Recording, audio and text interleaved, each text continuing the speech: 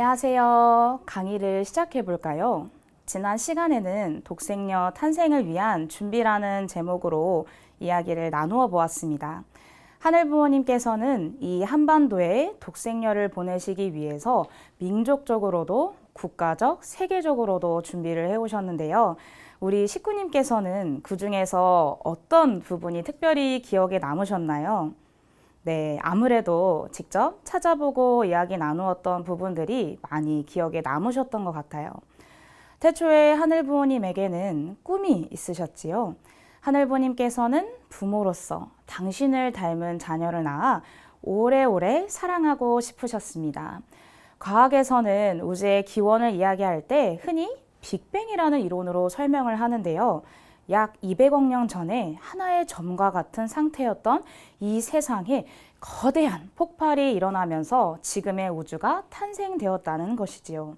이 빅뱅 이론은요, 태초에 하늘부모님께서 하나뿐인 아들과 딸을 창조하셨던 그 순간에 무한한 사랑의 심정이 폭발하는 모습을 상상하게 합니다. 한번 상상해 보시겠어요? 하늘부모님의 무한한 사랑이 폭발하여 창조가 벌어지는 빅뱅과 같은 순간을요. 하늘 부모님은 부모이시니까요. 그 사랑의 순간에 자녀들을 위해 온 세상 만물을 창조하셨습니다. 그리고 하늘 부모님 자신보다 더 나은 자녀가 되기를 소망하셨습니다. 아담과 해와가 잘 성장하여 부부가 되고 또 참 부모가 되어 하늘 부모님께서 그러셨던 것처럼 아이들을 낳고 또 그 아이들이 아이들을 낳아 그렇게 영원히 하늘 부모님이 창조하신 만물 속에서 행복하게 뛰노는 천국 같은 세계를 상상하시면서 태초에 하늘 부모님은 얼마나 가슴이 뛰었을까요? 하지만 얼핏 소박해 보이는 그 꿈을 이루는 길은 아시다시피 참으로 험난했습니다.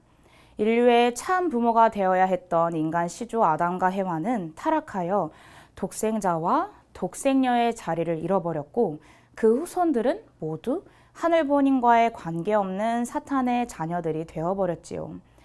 그러나 하늘 부모님께서는 포기하지 않으시고 잃어버린 자녀들을 찾기 위한 섭리를 시작하십니다.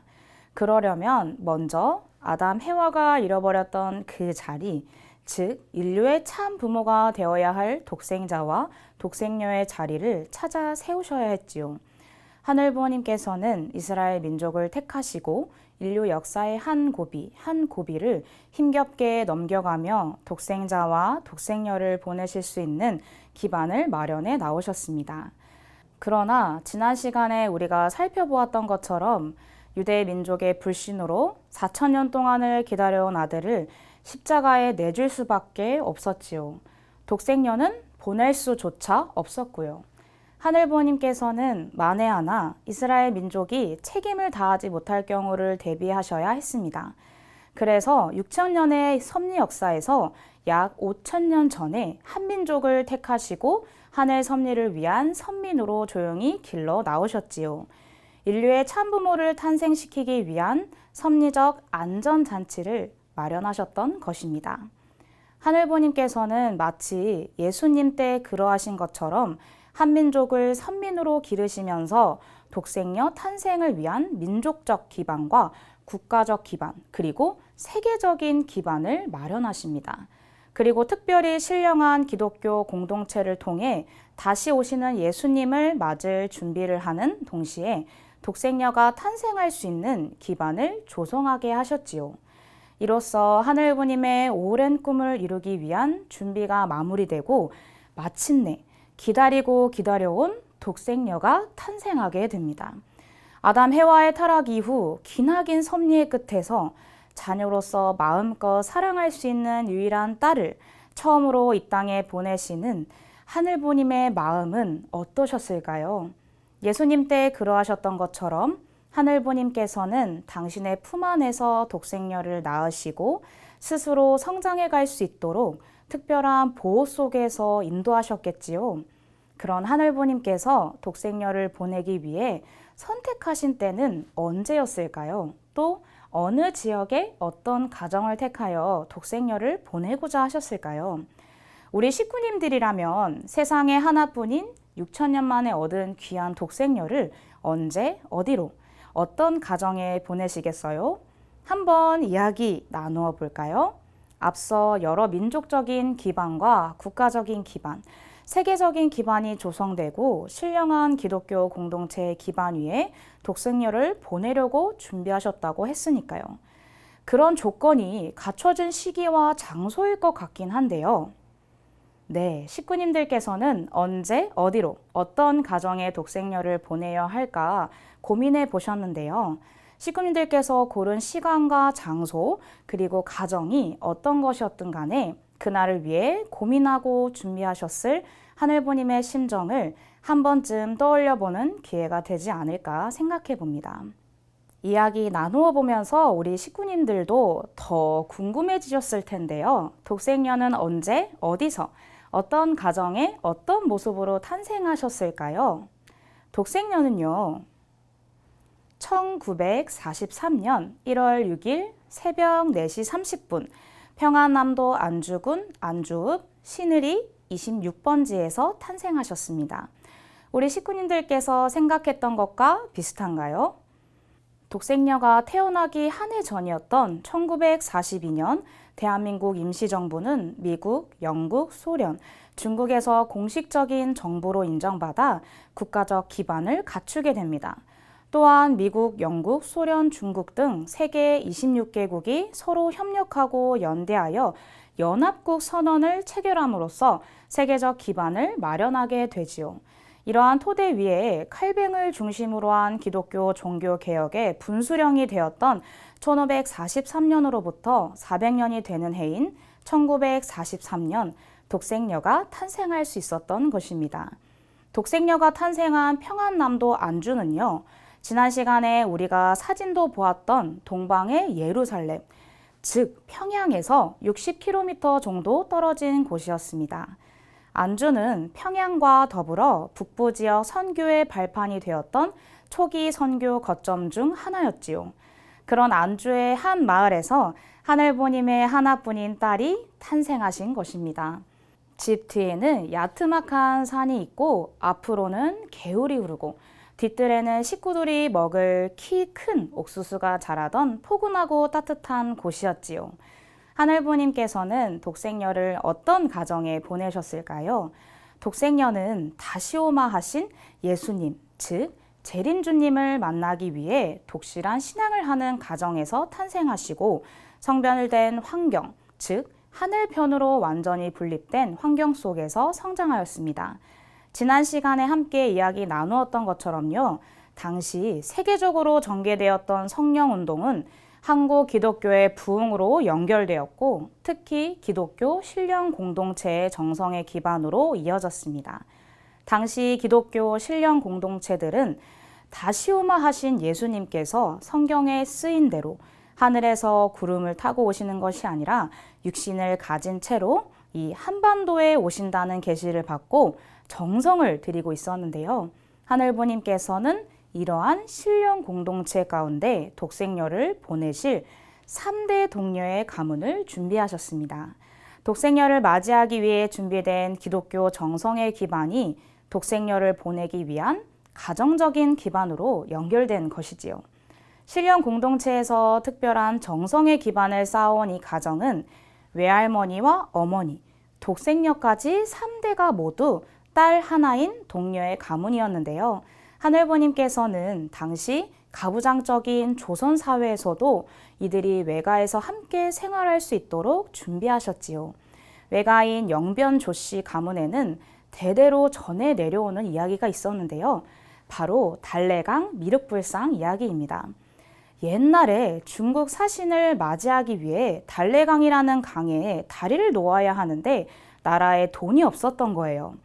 그래서 나라에서 방을 붙여서 그 강에 다리를 놓아줄 사람을 찾았다고 해요.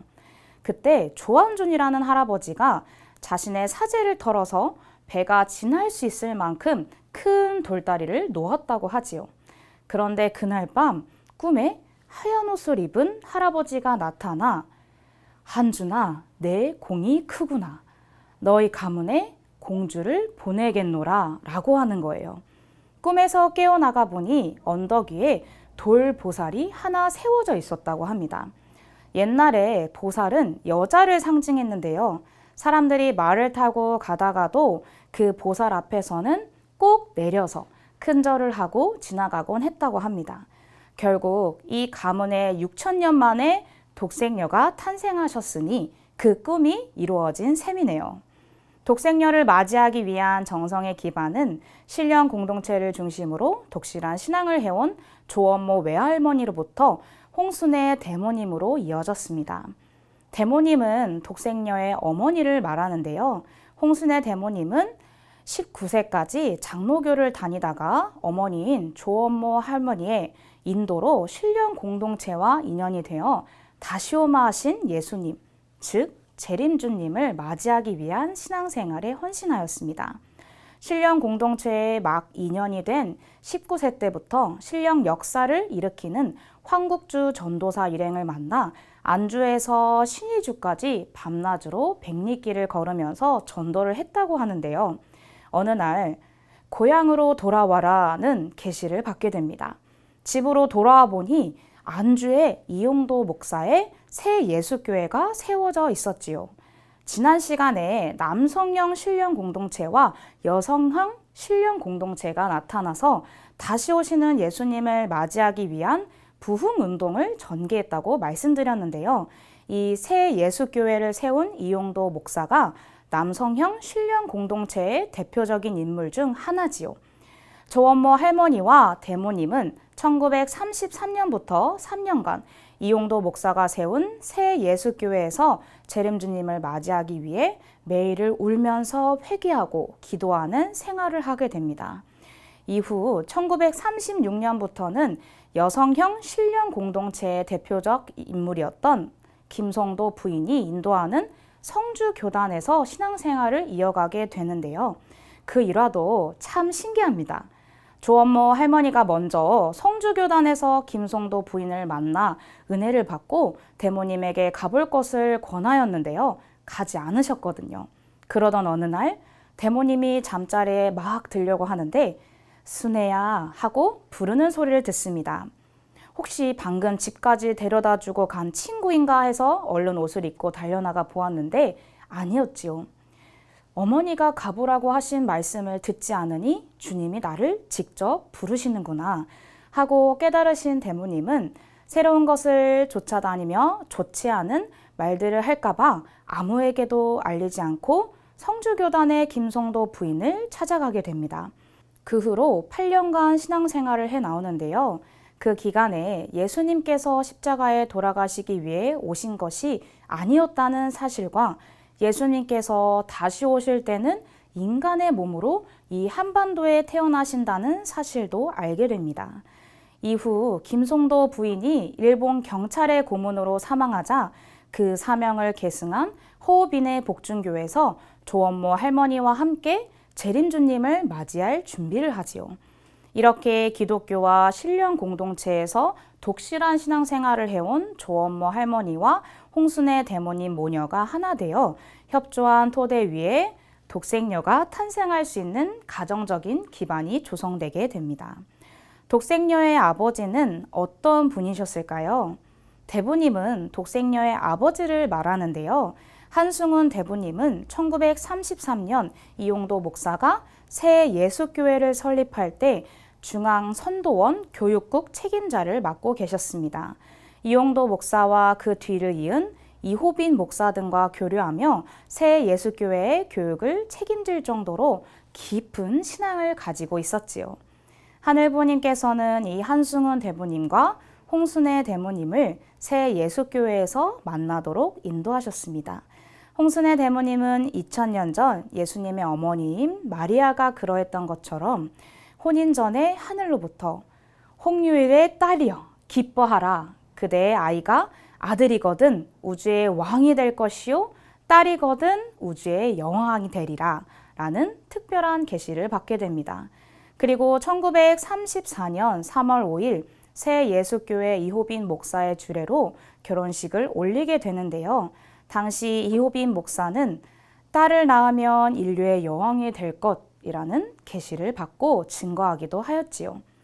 하늘부님께서는 한승훈 대보님과 홍순의 대모님이 혼인하는 이날을 기하여 이 가정을 통해 어린 양 혼인잔치의 신부가 될 독생녀를 탄생시킬 것을 확정하시게 됩니다.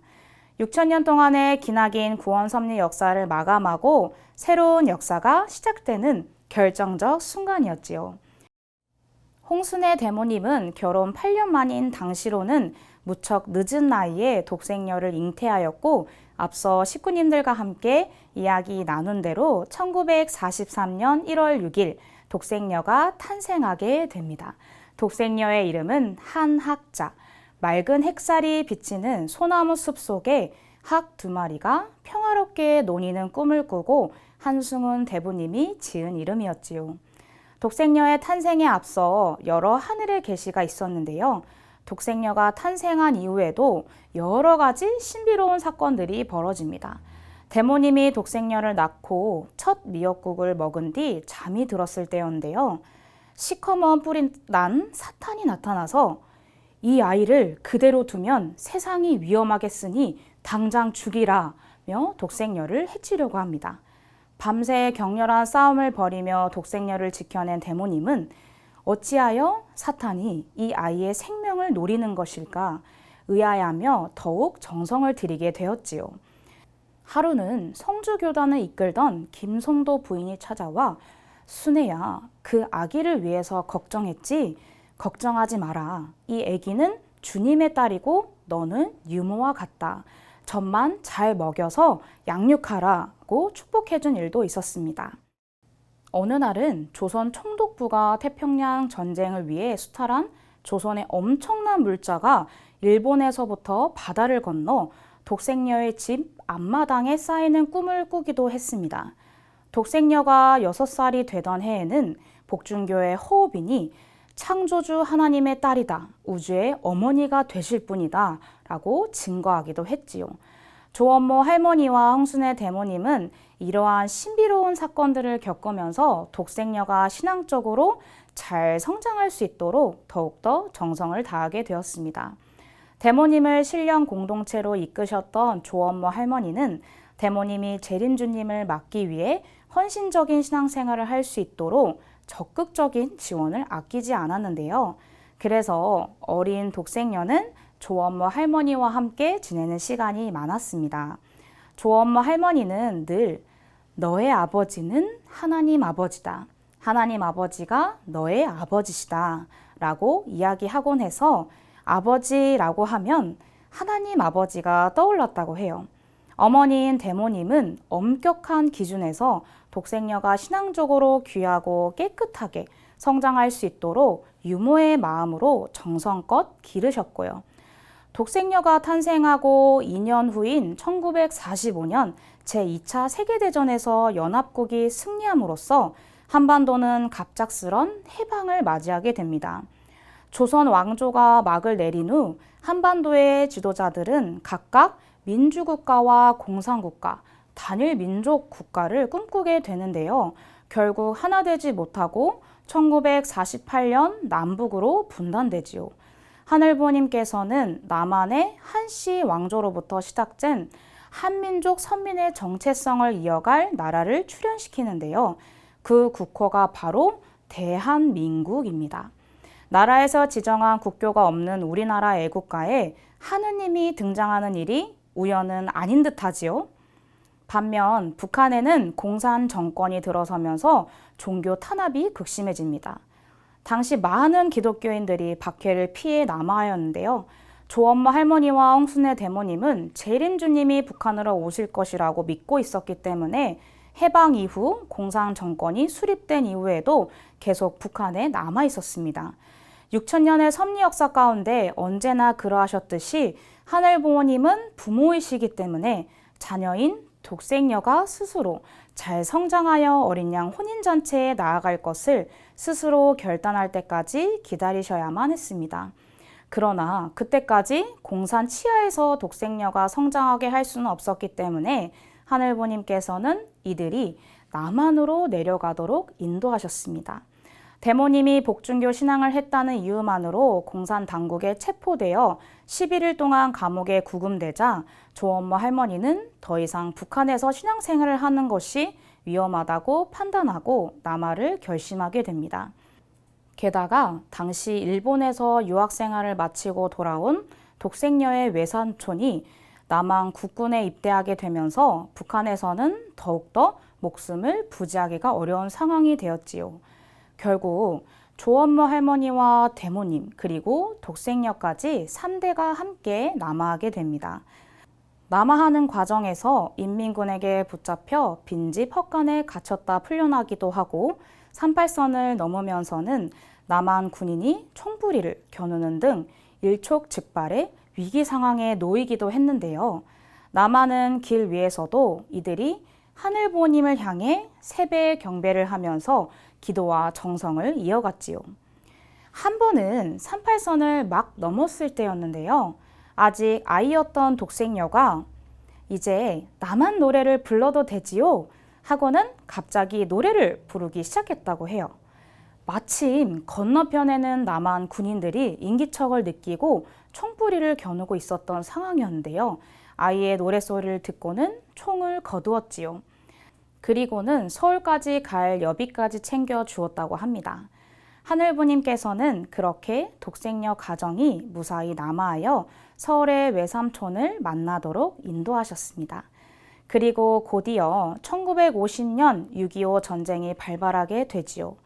북한은 아무런 선전 포고 없이 38선 이남으로 진격하면서 전쟁을 시작합니다. 이틀 뒤인 6월 27일 독생녀 가정도 피란길에 오르지요. 밤비를 맞으며 한강을 향해 걸어가는데 아직 어린 독생녀가 조엄마 할머니의 옷자락을 잡아당깁니다. 갑작스러운 아이의 행동에 조엄마 할머니는 잠시 하늘을 보며 생각에 잠겼다가 가던 길을 멈추고 집으로 돌아가는데요. 그때 바로 육군 장교였던 외삼촌이 군용 차량을 타고 집으로 찾아옵니다.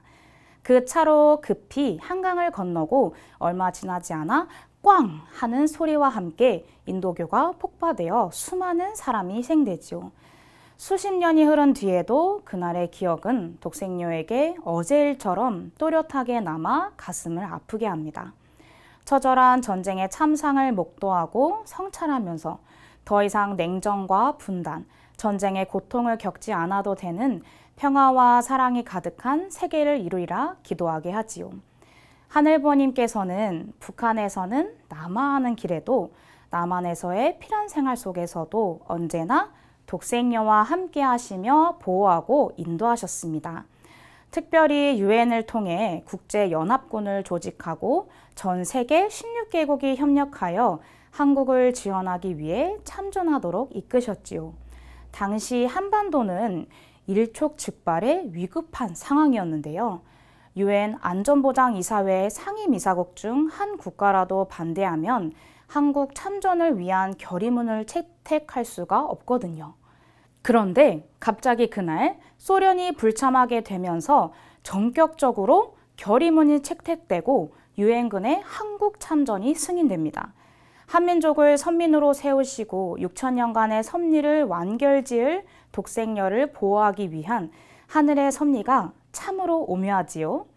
서울에서 전라도로 피란을 갔다가 다시 서울로 돌아오는 길에서도 일사후퇴 때 서울에서 대구로, 대구에서 제주로 피란 생활을 하실 때에도 계시를 받아 생식을 하는 대모님과 더불어 혹독하게 절대적인 신앙생활을 하는 동안에도 하늘부님께서는 언제나 세상에 하나뿐인 딸 독생녀 곁을 지키셨습니다. 독생녀는 이 모든 것이 하늘부모님으로부터 준비되었음을 알았습니다. 독생녀는 어린 시절부터 엄격한 신앙생활을 하면서 하늘부모님을 아버지로 모시고 성장하였습니다. 피란 생활 이후 춘천과 서울에서 초등학교와 중학교를 마치고 성요셉 간호학교 기숙사에서 생활하게 되었을 때도 세상과 타협하지 않고 수녀와 같이 정결한 생활로 하늘이 인도하시는 신앙의 길을 따라 성장하였지요.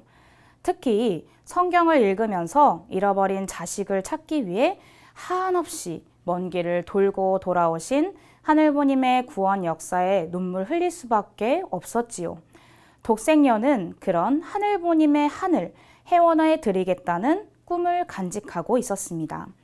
독생녀로 탄생하여 하늘부님이 창조하신 원리에 따라 스스로 순결하고 성장하고 하늘부님과 신정적으로 하나 되어야 할 책임을 완성한 독생녀에게 하늘부모님은 1959년 가을이 지나갈 무렵 직접 나타나십니다. 그리고는 나는 알파와 오메가이니 창세전부터 우주의 어머니를 기다려왔다 라고 말씀하시며 어린 양 혼인잔치의 때가 왔음을 알리시지요. 독생녀는 하늘이 6천년 동안 기다려온 딸로서 그 오랜 세월 동안 한결같이 인류의 곁을 지켜온 하늘부님의 심정을 느끼며 내가 지금 결단해서 나서지 않으면 안 되겠구나. 내가 하겠다고 스스로 결단하게 됩니다. 하늘부님이 보내신 하나뿐인 딸로서 하늘의 뜻을 이루기 위해 희생해야 할 것을 알고 그 뜻에 순종하는 마음으로 다시오마 하신 예수님과의 성혼식을 준비하지요. 독생녀는 어린 양 잔치 이후 참 부모가 되어 걸어가야 할 노정이 가늠하기조차 어려운 험난한 가시밭길이라는 것을 알았습니다. 당시 17세라는 어린 나이에 그 길을 스스로 선택하기란 참으로 두려운 일이었지만 하늘부님의 유일한 딸로 태어난 내가 아니면 6천년간 기다려오신 하늘부님의 슬픈 심정을 헤워내드릴 사람이 없기 때문에 독생녀로서 모든 것을 책임지고 오직 하늘부님을 위하고 세계 인류를 구원해야 할 사명을 다하겠노라고 수없이 되새기며 어린 양 혼인잔치의 자리에 나아갑니다.